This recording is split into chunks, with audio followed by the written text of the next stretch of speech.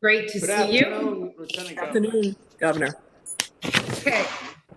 I'd like to recognize Councilor Ferreira. If you could lead us in our prayer and our pledge today. Thank you, Governor. I would pray for peace, unity, and civility in all of government and for Americans. I pledge Amen. allegiance to the flag of Of the the United States of of America and to the republic For which it stands, which stands one nation, one nation, under God, indivisible, God, indivisible, to God. liberty, and justice for justice all. for all. Thank you. Okay, thank you. I recognize Councilor Duff for a motion to record advice and consent for the financial warrant. So moved, Governor. Second. We have a motion and a second. All in favor, say aye. Aye. I recognize Councilor Hurley for a motion to record advice and consent for the pending list of notaries public and justice of the peace. So moved. The Second. motion and a second. All in favor, say aye. Aye. Aye. I recognize Councilor Ianella for a motion to record advice and consent Anyone? for the appointment of Michelle D. Fentress to the position of Associate Justice of the District Court. Can you hear me now? I couldn't hear anyone. Yes. Yes, we can hear you. What is this for? I cannot hear anything. The nominee from last week, Chris. Unmute. Let me make the motion again. Chris, can you hear me now?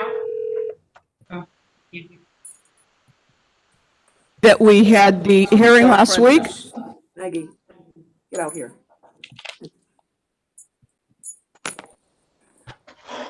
I can't hear anything. Yeah, just make the motion for your woman that we had last week. well, We can hear you, so just make the motion. Okay, so, Someone else will have to do it. I can't hear you. okay. Councilor Jubenville, we have a motion to record advice and consent for the appointment of Michelle D. Fentress to the position of Associate Justice of the District Court. So moved. Lieutenant Governor, I just need a second. Councilor Devaney, I don't know if you can see me, Councilor Devaney. 1 I would minute, like- there's a motion, and there's a second by Councilor Ferreira. Yes. Lieutenant Governor, I want to say that I got a call from Judge Jeffrey Locke, and he said that he was not able to send a letter because the computer was down in the courthouse. And I was very honored to get his call because I had the honor of presiding 20 years coming January, 20 years ago, and one of the finest judges we have. And he talked to the nominee, and the first thing he said was, "I think the world of her." I never heard that before. And he said that, and he said that excuse me, You can't hear it, Marilyn. they can't hear me? Can you hear me? Yeah, we heard it all. You never heard anything I said. We did. We heard it. We heard Yes, it. yes, we can hear. But Can you anyway, hear me now? I was very pleased that, to get the judge's call because I respect him and he's respected throughout the Commonwealth. And he couldn't say enough things about her. He said she was so smart, and this is not working. I wish these councils would come into the State House. Okay. Hang on. But anyway, I hope that came over because I wanted to give the words of Judge Jeffrey Locke. Councilor Ionella's on my speakerphone now because his Zoom's not working, so he can now hear. Can you hear me, Chris? All right, Chris.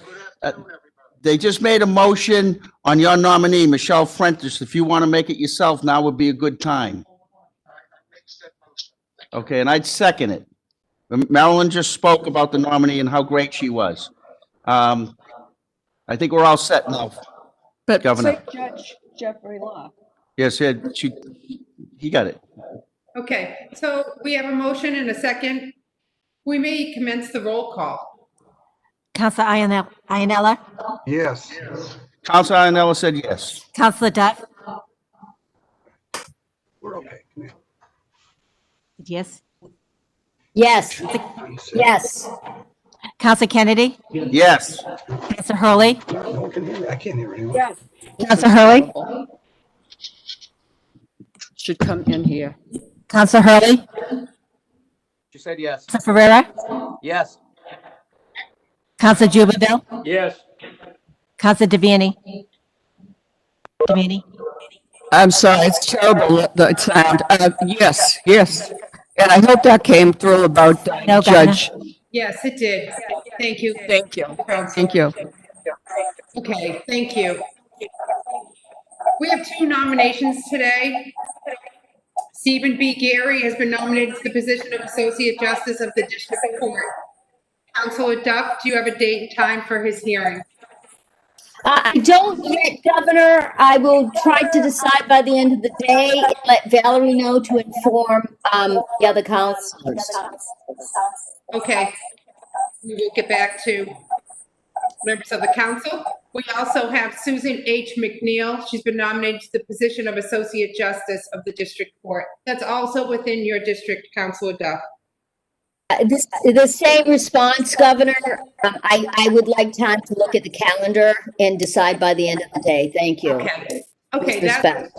that's I fine. suggest, Lieutenant Governor, that we have them on separate days, not the same, not to have two the same day, to give the due justice to both candidates. Thank you. Governor, Counselor Ianella, who's on my speakerphone, would like to reschedule a hearing, I believe.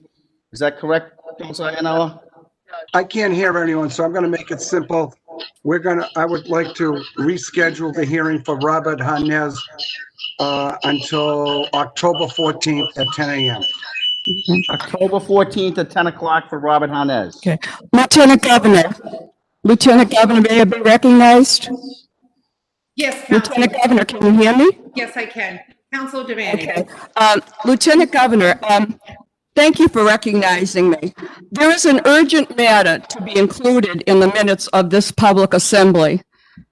Lieutenant Governor, as a point of information to educate the public, most do not know, every governor establishes an executive order, a code of conduct, which he submits, presented to the Judicial Nominating Commission members, 21 lawyers, who are chosen by the governor, charged to interview nominees for judges and clerk magistrates, and then to recommend to the governor. It is necessary for me to advise you and the council. From the time I was elected, it was upsetting when the governor's council questionnaire would include contributions to the sitting councilors I was serving with, right up to the nominees hearing.